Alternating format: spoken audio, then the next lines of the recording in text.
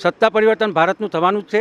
એનડીએની સરકાર બનવાની જ નથી અને નરેન્દ્રભાઈ મોદીનો જે વિશ્વાસ પ્રજાએ મૂક્યો હતો 2014ની સાલમાં અને અમારા ગુજરાતી છે, ગુજરાતનું ગૌરવ છે એવું સમજીને પ્રજાએ જે મત આપ્યા હતા અને સામે જે આશાઓ રાખી હતી 15 લાખ રૂપિયા ખાતામાં જમા થવાની, 370ની કલમ દૂર થવાની, અચ્છે દિન આવશે, રામ મંદિર બની જશે, કર્ણાવતી નામ અમદાવાદને અપાઈ જશે, ખેડૂતોની આવક ડબલ થઈ જશે, આવા અનેક મુદ્દાઓના જે વચનો આપ્યા હતા એમાંથી એક પણ વચનનું જ્યારે પાલન થયું નથી ત્યારે ગુજરાતની દેશની પ્રજા રાજસ્થાન, છત્તીસગઢ, કર્ણાટક, પંજાબ અને મધ્યપ્રદેશની જેમ પરિવર્તન ઈચ્છી રહી છે. પરિવર્તન આવશે અને ઈપીએની સરકાર બનશે, રાहुल गांधी वडाप्रधान बनसे.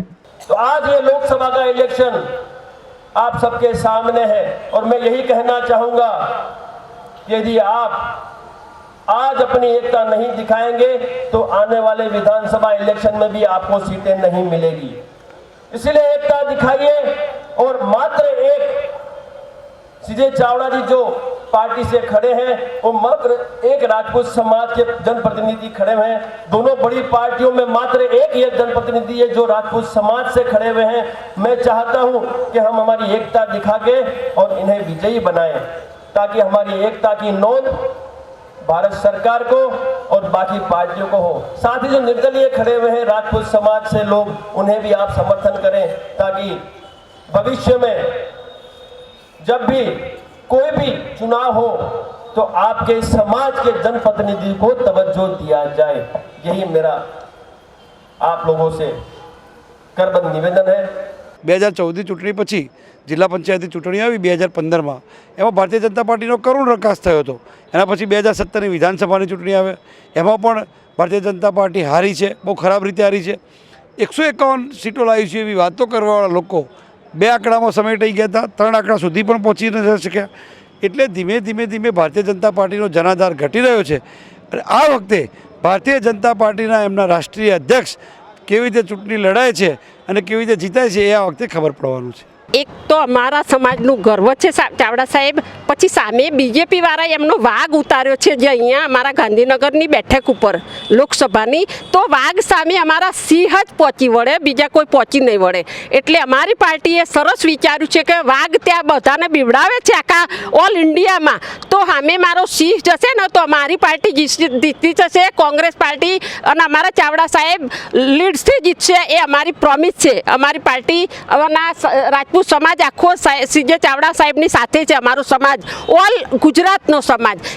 એટલું કહેવા માગું છું કે ભાજપની કોઈ એક પણ સીટ, એક પણ ટિકિટ અમારા કોઈ સમાજના ભાઈઓને આપી નથી. તો શું ભાજપવાળાને એમના શું અમારા વોટ નથી લેવાના? અમારા સમાજના વોટ નથી લેવાના? તો હું અત્યારે બધાને હું વિનંતી કરું છું કે મારો સમાજ ઓર ગુજરાતમાં મારી પાર્ટી કોંગ્રેસ પાર્ટીમાં વોટ આપશે, નહીં કે બીજેપીના જે પણ મોદી સાહેબે વાયદા કર્યા છે એક પણ પૂરા કર્યા નથી.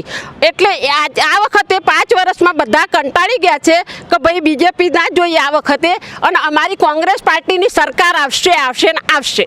ચાવડા સાહેબનું જે સૂત્ર છે ને એ જ અમને બધાને ખૂબ જ લાગુ પડે છે કે જે વિચારે છે એ જ બોલે છે અને જે કરીને બતાવે છે. એ અમારે ક્ષત્રિય સમાજનું કહેવાય ને ગૌરવ ને પૂરું કરે ને એ ક્ષત્રિય સમાજના ગુણધર્મ અને બ્લડમાં જે આવેલું છે એ કરીને બતાડશે. એના માટે અમે બધા મહિલા સંગઠનના કમિટી મેમ્બરો સાથે અમારા ભાઈઓ અને બહેનો પણ આવ્યા છે અને અમારો પૂરો સમાજ આખા ગુજરાતનો સાહેબની સાથે છે. એ અમારું બધાનું પ્રોમિસ છે. અત્યારે જ્યારે અહીંયા હાજર છું તો એ ફક્ત ને ફક્ત સીજે ચાવડા સર માટે જ, કારણ કે એ અમારા સમાજના ભામાસા કહેવાય છે અને એમણે જે કાર્યો કર્યા છે, જે કીધું છે એ કર્યું છે.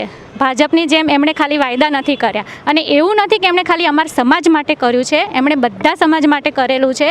અને એજ્યુકેટેડની દ્રષ્ટિએ જોઈએ તો સીજે ચાવડા સાહેબ અને અમિત શાહનો કોઈ મેળ બેસતો નથી. એમની જે પોઝિશનો છે, એમને જે કાર્ય કર્યા છે, એ જે સીટો ઉપર લડ્યા છે અને જે હોદ્દા એમણે નિભાયા છે એની ગણતરીમાં તો અત્યારના જ્યારે ગુજરાતના ભાજપમાં જોઈએ ને તો સીજે ચાવડાની ટક્કરનો કોઈ મને રાજકારણી દેખાતો નથી. એટલે હું એ માટે થઈને જ, સાહેબના માટે થઈને જ હું અહીંયા હાજર છું. આમાં મને કોઈ પક્ષી લેવા દેવા નથી, પણ એમના કારણે થઈને હું મારા સમાજ વતી હું બધાને અપીલ કરું છું કે પ્લીઝ તમે માણસ જુઓ, એનું એજ્યુકેશન જુઓ, એનું કાર્ય જુઓ, તમે પાર્ટીને ના જોશો. મારી તમને બધાને એક જ વિનંતી છે કે સીજે ચાવડા સરને જંગી બહુમતથી જીતાડો, જેથી કરીને કે ગાંધીનગરની પ્રજા સુખી થાય અને એમના કાર્યો પૂરા થાય. બસ મારી એટલી જ વિનંતી છે. અત્યારે જે અમારા જે ચાવડા સાહેબને પક્ષે જે પસંદ કર્યા છે એ અમારા સમાજનું એક ઘરેણું છે અને સાહેબનું તો એટલું કાર્ય સારું છે ને કે અમે આમ એકદમ વિશ્વાસથી કહી છીએ કે આ વખતે અમારો કોંગ્રેસનો પંજો આવશે અને સાહેબનો જરૂરથી વિજય થશે. સાહેબે સમાજ માટે તો ખૂબ જ સારા કાર્યો કરેલા છે. એજ્યુકેશન માટે પણ એમનો ખૂબ મહત્ત્વનો ફાળો છે. સમાજની કોઈ પણ કામ હોય તો સાહેબ અમારા ગમે ત્યારે આવી અને ઊભા રહે છે. એવું નથી સમાજ માટે પણ ઓલ સમાજને સાથે રાખી અને સાહેબ સારી એવું એમનું માન છે અને આ વખતે અમને એવું કોન્ફિડન્સ છે જ તે કે જરૂરથી સાહેબ અમારા વિજય થશે અને અમારા આખો રાજપૂત સમાજ સાહેબની સાથે જ છે. અમિત શાહ એટલે કે ભારતના ચાણક્ય, અને ચાણક્યમાં અમારા ચતુર કેવા છે, મને સમજો ને, ચાણક્યમાં આપણા ચતુર કેવા છે. ચાણક્યને 10 ગોટો મને ખવડાવી દેશે. મને કે ભાઈ આપણે ચૂંટણી લડવી છે. એટલે ગાંધીનગરમાં આપણે શું લેવા મોતના કુવા પુરુષ, મને સમજાવો તો ખરા. કોઈ ના લડાય. મને કે બળદેવભાઈ તમને ખબર ના પડે. હું કહું મને જેટલી ખબર પડેલી મારે તમને ના કહેવાય, હું વડીલ તરીકે માનું છું. પણ શેના માટે આ ધંધો કરવો છે એવાને આપણે ખબર પાડવી છે અને ઇતિહાસ રચવો છે. આખા દેશમાં જો કોઈ ના કરી બતાવે એવું આપણે કરી બતાવવું છે. એની જાતને ચાણક્ય સમજે છે તો આપણે એને ચતુરાઈ બતાવી છે. ચતુરાઈ બતાવવા માટે અમને આ બીડું ઝડપેલું છે અને એ બીડું ઝડપ્યું છે ત્યારે એમના આપણી બીજી કોઈ જરૂર નથી, આપણા સાથ અને સહકારની જરૂર છે. જયરાજસિંહભાઈએ કીધું પૈસાવાળી બાબતમાં એ તો બધું થઈ પડશે, એની ચિંતા કરશો નહીં. હવે ગભે નાખ્યું છે લઈને નીકળવાનું છે, બરોબર ને? પણ તમારે ખાલી સપોર્ટ આપવાનો છે, તમારે અમને હિંમત આપવાની છે અને તમારે ગભે ગભો મિલાવી અને શું કરવાથી આપણા ડॉक्टर સીજે ચાવડા જીતે એ લાઈનમાં તમારે રહેવાનું છે.